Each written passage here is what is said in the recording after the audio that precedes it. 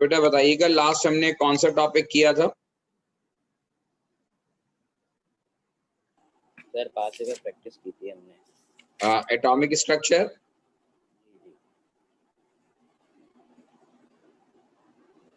Ji. Atom molecule and stoichiometry क्या था? Atom molecule and stoichiometry में हमने रिलेटिव एटॉमिक मास कर लिया था। Relative atomic mass as compare to carbon वाली बात कर ली थी। जी जी। ठीक है, थोड़े सवाल अब रिलेटिव एटॉमिक मास के बाद जो है ये जो काम आपको नेक्स्ट में बता रहा हूं, होपफुली ये वाली बात आप सबको पता है, और ये है relative molecular mass.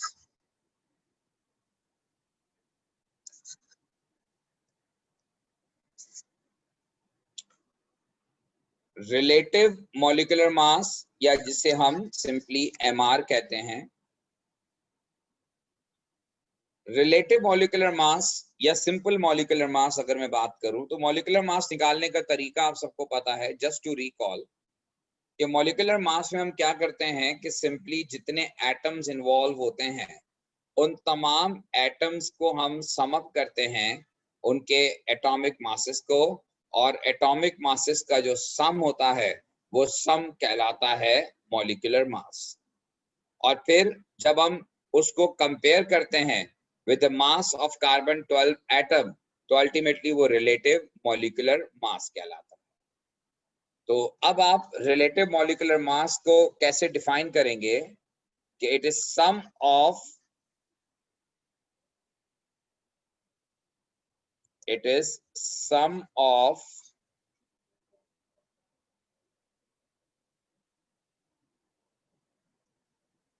relative atomic masses of different atoms in a molecule as compared to mass of C12 atom is called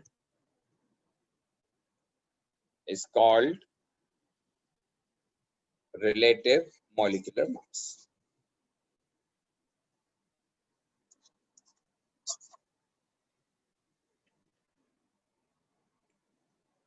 किसी भी मॉलिक्यूल के अंदर जितने एटम्स होते हैं उन एटम्स के एटॉमिक मासेस का जो सम होता है उन एटॉमिक मासेस के सम को हम मॉलिक्यूलर मास कहते हैं। And when it is compare with the mass of carbon 12 atom तो हम इसे रिलेटिव मॉलिक्यूलर मास कहते हैं।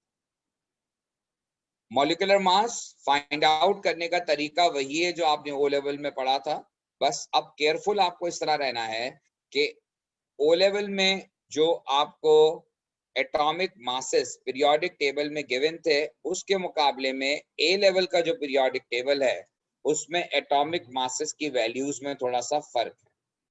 तो बस आपको उस फर्क को जहन में रखना है, यानी कि पीरियोडिक टेबल देखकर आपको मॉलिक्यूलर मास निकालना है। अच्छा, मैं एक चीज और चाहूंगा कि इस स्टेज पर आपको क्लियर हो।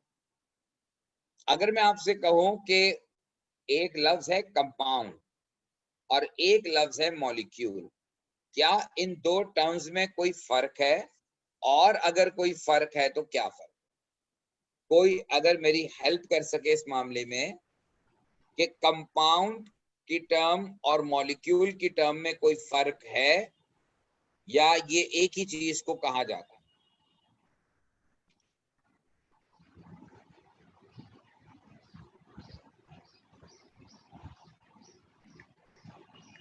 जी बेटा, है किसी के जहन में कोई आइडिया?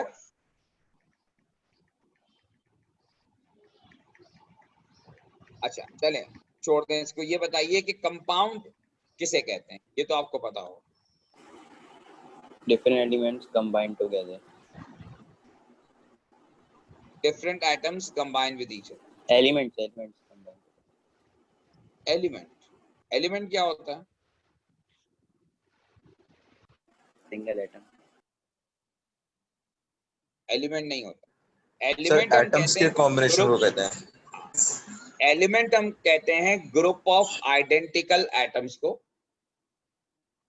और जब डिफरेंट यानी कि नॉन आइडेंटिकल एटम्स आपस में लिंक करते हैं due to any reason, due to covalent bonding, due to ionic bonding, या ड्यू टू एक और बॉन्डिंग आप पढ़ेंगे, तो किसी भी बॉन्डिंग की वजह से जब different atoms, non identical atoms एक दूसरे के साथ कंबाइन होते हैं, तो नॉन आइडेंटिकल एटम्स का जो कॉम्बिनेशन होता है उसे हम कंपाउंड कहते हैं। तो compound is a chemical combination. ये बात आपने ओ लेवल में पढ़ी हुई है, लेकिन इसको रिकॉल करना इसलिए जरूरी है कि अभी मैं आपको दो डिफरेंसेस बताऊंगा, तो फिर आपको वजह समझ में आएगी कि मैं क्यों यहाँ कंपाउंड की बात दोबारा कर रहा हूँ। देखें, एलिमेंट जो होता है वो ग्रुप ऑफ आइडेंटिकल एटम्स होता है। आइडेंटिकल एटम्स का मतलब ये होता है कि जिसमें प्रोटॉन नंबर सेम हो, क्योंकि ये बात मैं आपको पहले भी बता चुका हूं कि प्रोटॉन नंबर सेम होना जरूरी होता है किसी भी एटम के सेम होने के लिए। अगर हम कार्बन की बात करें तो कार्बन के एटम्स वो होंगे जिसमें 6 प्रोटॉन होंगे, और 6 प्रोटॉन वाले जितने भी एटम होंगे उन सब का कलेक्शन कहलाएगा कार्बन एलिमेंट।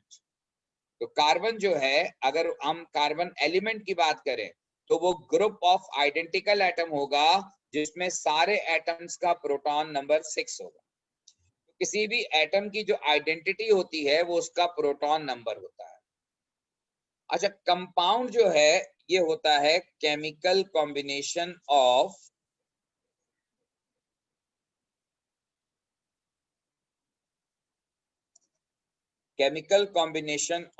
टू और मोर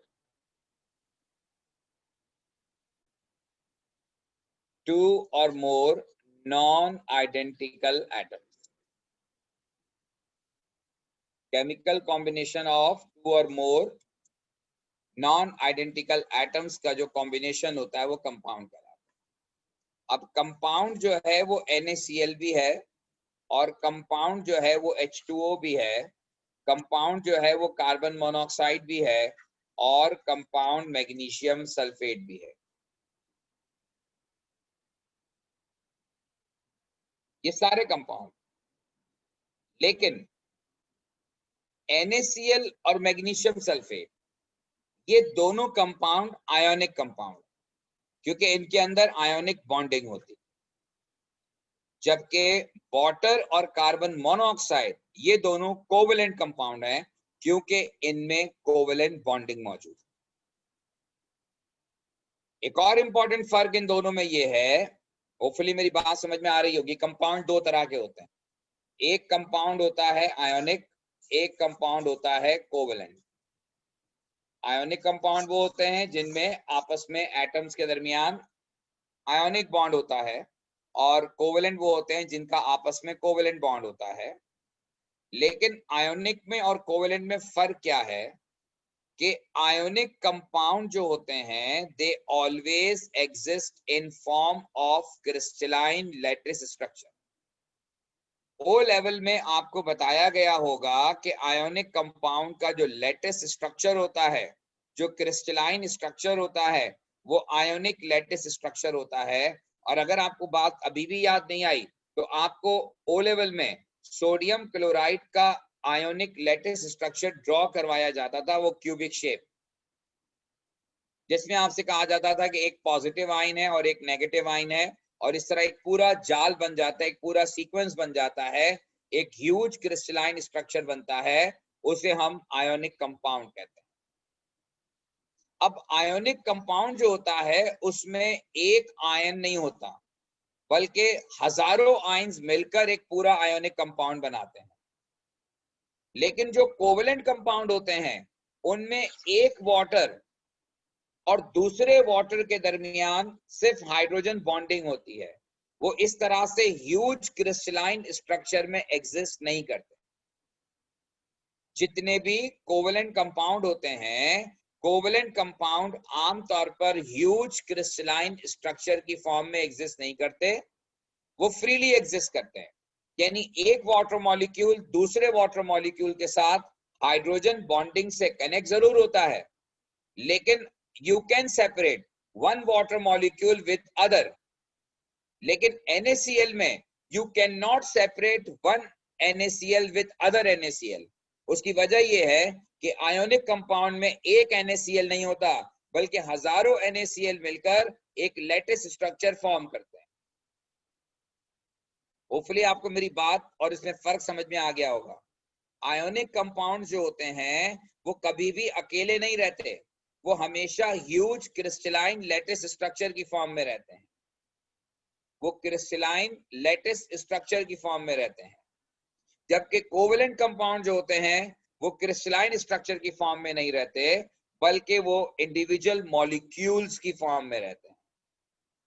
तो ये जो कोवेलेंट कंपाउंड होते हैं, कोवेलेंट कंपाउंड को मॉलिक्यूल कहा जाता है। मॉलिक्यूल्स जो होते हैं ये कोवेलेंट कंपाउंड होते हैं, और इसे हम कहते हैं एक group of atoms,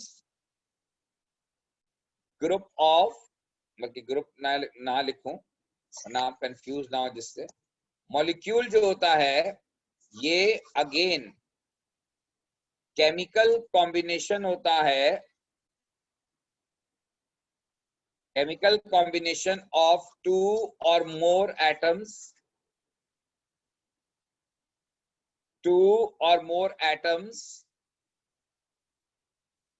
having covalent bond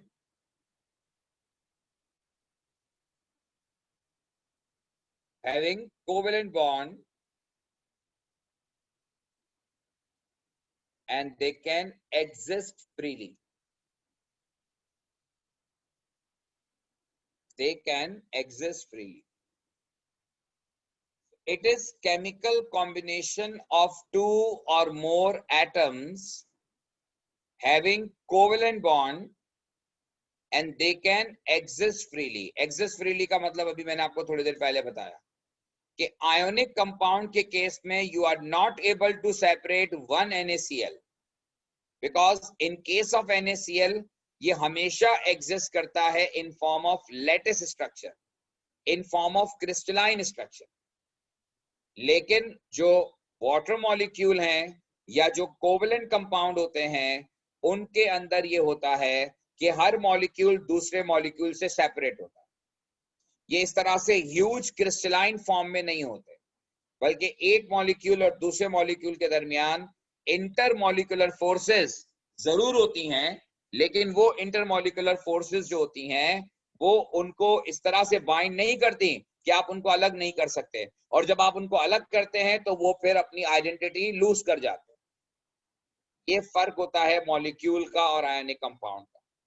तो आमतौर पर एक गलती, एक आमतौर पर शायद मैं भी कर जाता हूं कि सोडियम क्लोराइड का मॉलिक्यूल, टेक्निकली ये लफ्ज गलत है, कोई भी आयोनिक कंपाउंड मॉलिक्यूल नहीं होता, कोई भी आयोनिक कंपाउंड मॉलिक्यूल नहीं होता, क्योंकि मॉलिक्यूल होने के लिए उसका फ्रीली एग्जिस्ट करना जरूरी है कि उसमें एक मॉलिक्यूल को आप अलग कर सकें, एक मॉलिक्यूल दूसरे मॉलिक्यूल के साथ लैटिस स्ट्रक्चर फॉर्म ना कर रहा हो कि आप उसको सेपरेट ना कर सकें, और अगर आप सेपरेट करने की कोशिश करें तो वो अपनी आइडेंटिटी खो दे। जैसे आप देखें वाटर आइस की फॉर्म में होता है, फार्मूला H2O, वाटर लिक्विड की फॉर्म में होता है, फार्मूला H2O, वाटर जो है वो जब वेपर्स की फॉर्म में जाता है तब भी उसका फार्मूला H2O होता है।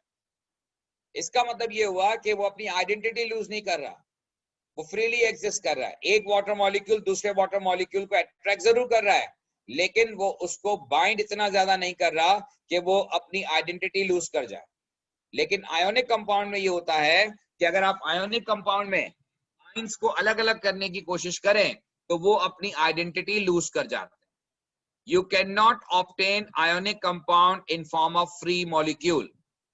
तो आयोनिक कंपाउंड मॉलिक्यूलर फॉर्म में एग्जिस्ट नहीं करते, जबकि कोवेलेंट कंपाउंड जो होते हैं वो मॉलिक्यूलर फॉर्म में एग्जिस्ट करते हैं। होपफुली आपको मेरी बात समझ में आई होगी। ये मैं दोबारा से यहाँ शो कर रहा हूं। इससे रिलेटेड अगर कोई क्वेश्चन आपके जहन में है तो प्लीज पूछ लीजिए।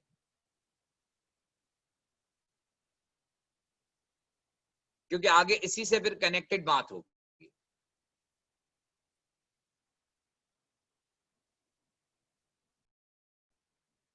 ओके, अब अगली बात हम करते हैं, दोबारा से उसी बात पॉइंट पे जाते हैं जो मैंने शुरू में रेस किया था, रिलेटिव मॉलिक्यूलर मास। अब आप देखिए, ये भी एक आम तौर पर मिस्टेक हम करते हैं कि जब हम मॉलिक्यूलर मास निकालते हैं तो देखिए मॉलिक्यूलर मास जो होता है वो आयोनिक कंपाउंड का नहीं होता।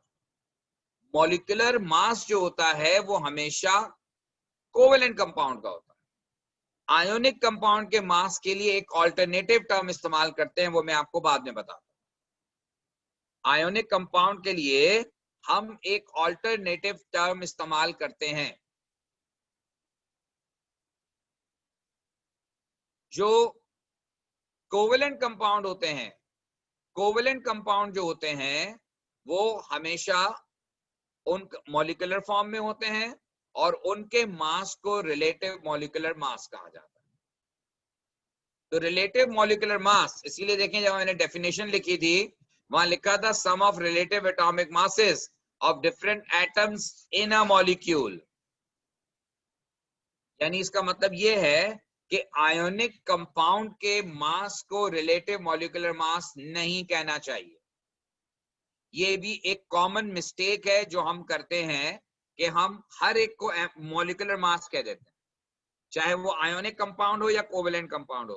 भाई जब आयोनिक कंपाउंड मॉलिक्यूल होता ही नहीं है तो फिर उसका मास मॉलिक्यूलर मास कैसे हो सकता है? तो टर्म मॉलिक्यूलर मास जो है ये यूज होती है मॉलिक्यूल्स के लिए, यानी कि कोवेलेंट कंपाउंड के लिए। अब आप आ जाइए इस बात पर कि आप रिलेटिव मॉलिक्यूलर मास फाइंड कैसे करते हैं। डेफिनेटली ये सिंपली एक रिकॉल है, आपको आता है सबको। ये सल्फ्यूरिक एसिड है, मुझे इसका एमआर कैलकुलेट करना है, यानी रिलेटिव मॉलिक्यूलर मास कैलकुलेट करना है। तो relative molecular mass is equal to sum of relative atomic masses of different atoms present in a molecule. तो अब यहाँ 2 हाइड्रोजन है और आप डेटा बुकलेट से पीरियोडिक टेबल में देखेंगे कि एक हाइड्रोजन का मास 1 है प्लस एक सल्फर है, और सल्फर का डेटा बुकलेट में आप मास देखिए 32.1 है। ये वो बात है जो ओ लेवल से मुख्तलिफ है। ओ लेवल में आप सल्फर का मास जो लेते थे वो 32 लेते थे, जो के पीरियोडिक टेबल में गिवन था। लेकिन अब एस के जो पीरियोडिक टेबल आपको गिवन है डेटा बुकलेट में, उसमें सल्फर का जो एटॉमिक मास गिवन है वो 32.1 है, प्लस ऑक्सीजन 4 into 16। तो ये हो गया 2 plus 32.1 प्लस 4 into 16, तो ये 64 हो गया। और इसका जो टोटल आंसर है ये 98.1 हो जाएगा। So this is considered to be MR of sulphuric acid. ये सल्फ्यूरिक एसिड का MR है।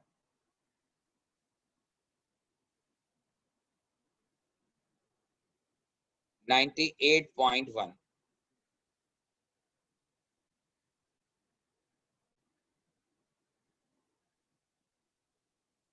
अब अगली एग्जाम्पल है, और ये एग्जाम्पल ये है कि आप फाइंड आउट करेंगे फॉर C12H22O11।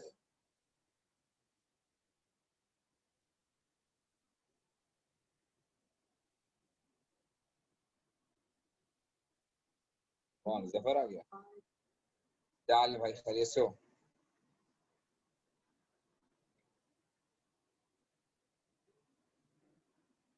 ऑन सब है लेकिन गैस की या कोई ना कोई कहानी है, कूलिंग नहीं कर, कूलिंग नहीं।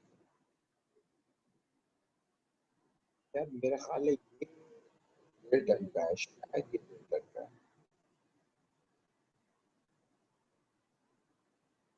बाहर देख लो उसका जो मेन यूनिट जो है।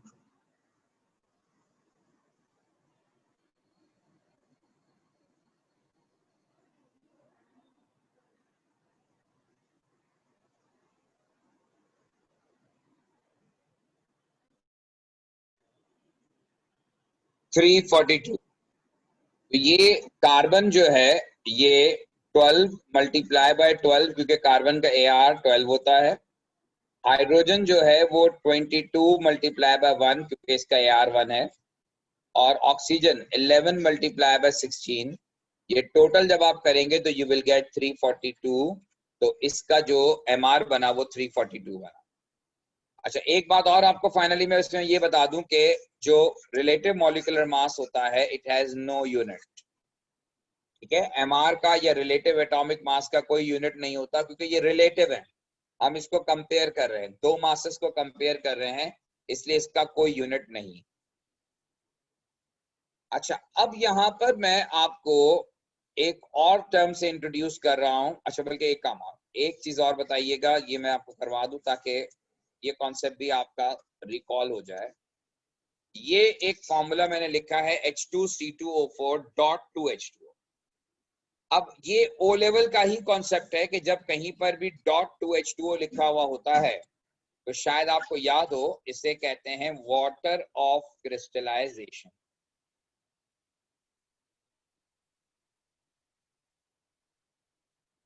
वाटर ऑफ क्रिस्टलाइजेशन कहते हैं इसको। और ये वाटर ऑफ क्रिस्टलाइजेशन ये वो वाटर मॉलिक्यूल होते हैं which is a part of lattice structure, which is a part of crystalline structure. तो ये लैटिस स्ट्रक्चर का या क्रिस्टलाइन स्ट्रक्चर का हिस्सा होता है। और जब आप MR निकालते हैं, अब जैसे इस कंपाउंड का MR निकालें, बताइए क्या आएगा।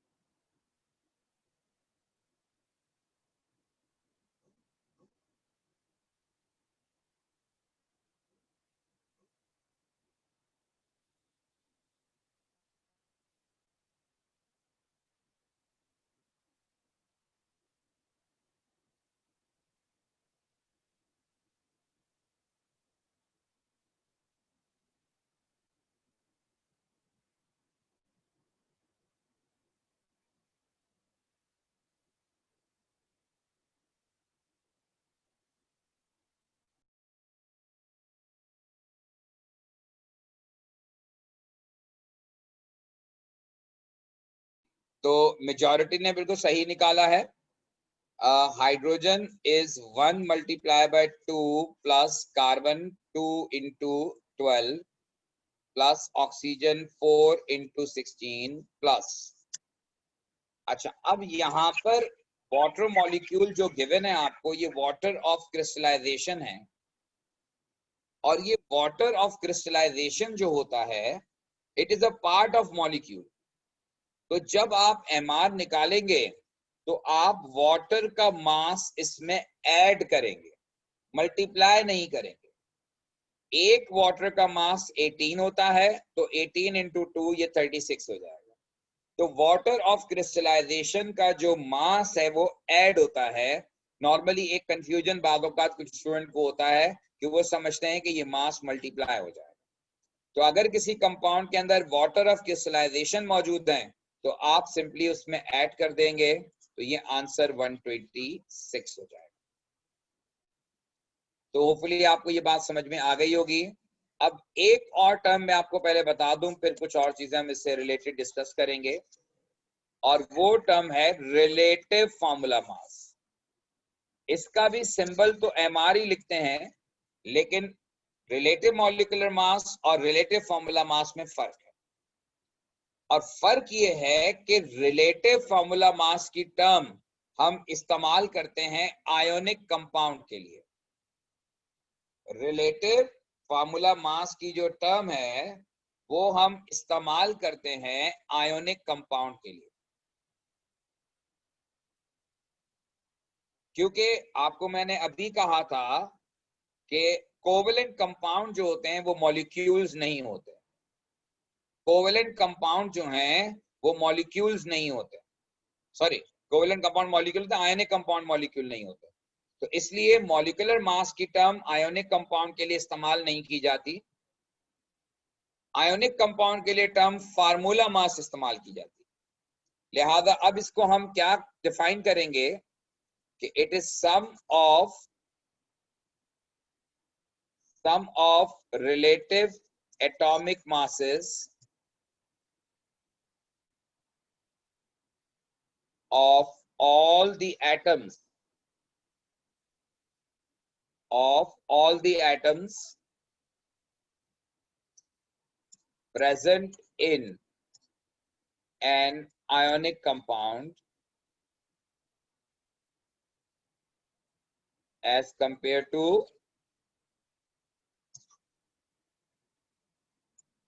mass of C12 atom. As compared to mass of C12 atom is called relative formula mass.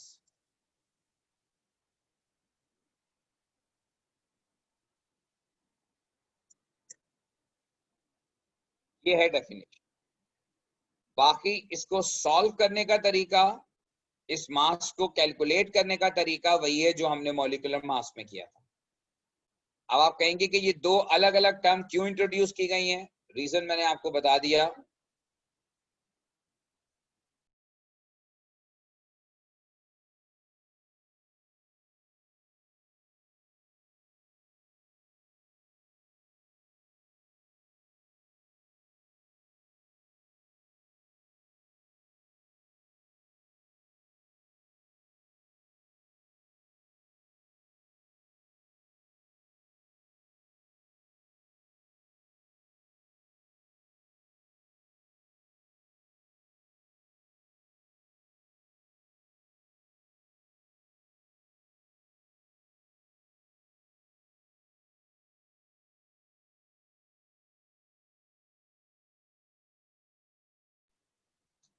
तो ये बेटा समझ में सब होपफुली सबके आ गया होगा।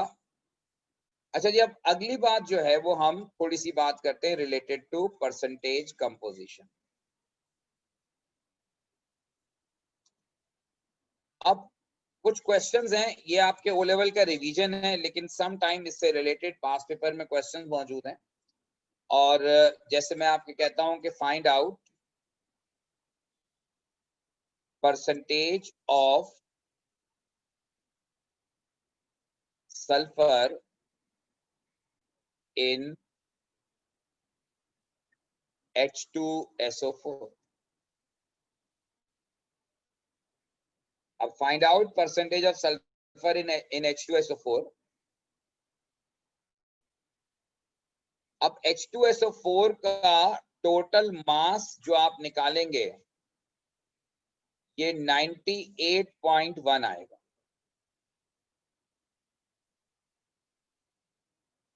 टोटल मास जो आप निकालेंगे वो 98.1 आएगा,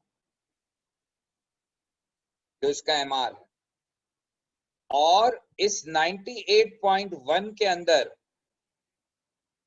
98.1 के अंदर जो सल्फर का शेयर है वो 32.1 है।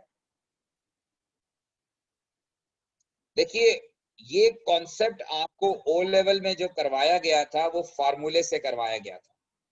मैं फार्मूला